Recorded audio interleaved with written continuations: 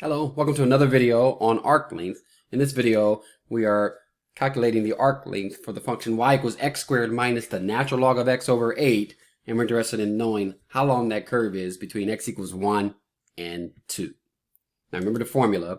The formula for arc length is where you have to integrate the square root of 1 plus f prime squared with respect to x. It could also be with respect to y if the function comes at you in that manner. So we break it down into steps. I have them numbered, and in this video I include words behind the steps. So step 1, find the derivative. Well, x squared's derivative is 2x. ln x's derivative is 1 over x.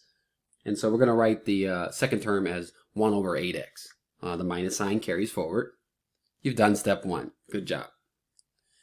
So now we jump into algebra. Square the derivative. Okay, great. So basically we're going to write out 2 copies and multiply it out.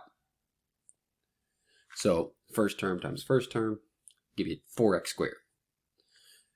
The outer terms, we have a 2x multiplied by a negative 1 over 8x. The x is canceled. The 2 turns the 8 into a 4. You get negative 1/4. The inner terms, also negative 1/4. This is the beginning of the recognition of the pattern. The last term, negative 1 over 8x, and negative 1 over 8x is positive 1 over 64x squared. Okay, so we put the 2 terms in the middle together, the O and I term, they combine nicely here, minus a 4th, and minus a 4th become minus a half. Critical step right there. Because in the very next step, step 3, our job is to add 1. But before we do that, after we do that, we want to be able to represent it, though, if we can, if possible, as a perfect square. So we can ready ourselves for step 4. Now, I've color-coded these things on purpose. The minus a half,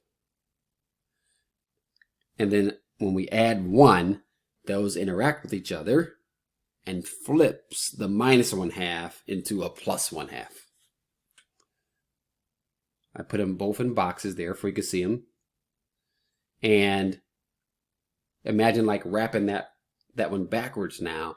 So plus a half is like having plus a 4th and plus a 4th. It looks just like what's above with the same first and last term. It's going to be exactly the same factoring as above, but not with minuses, with pluses. It's a perfect square.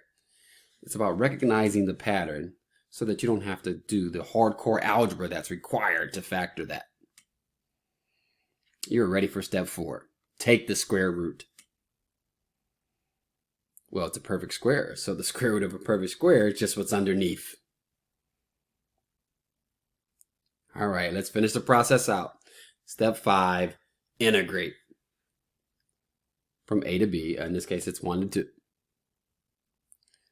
2. 2x's antiderivative is x squared. 1 over 8x's antiderivative is 1 over 8 times the natural log of x. So you can write it as natural log of x over 8. I've color-coded this purple on purpose. Find the other purple color-coded function.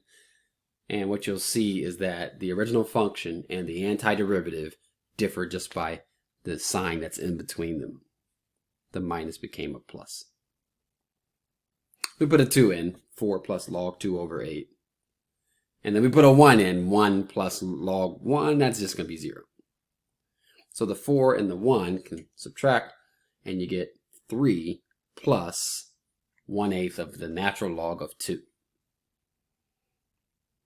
Okay. All right, great.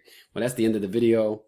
I don't want to throw in another one, but I want you to know that this pattern of minus a 4th and minus a 4th becoming minus a half and then flipping to plus a half, be on the lookout for it. It happens in a large majority of the arc length questions. Can't say all, but a large majority of them.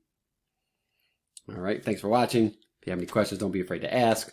I'm here to help. My name is Nakia, and yeah, I'll see you in the next video. Take care.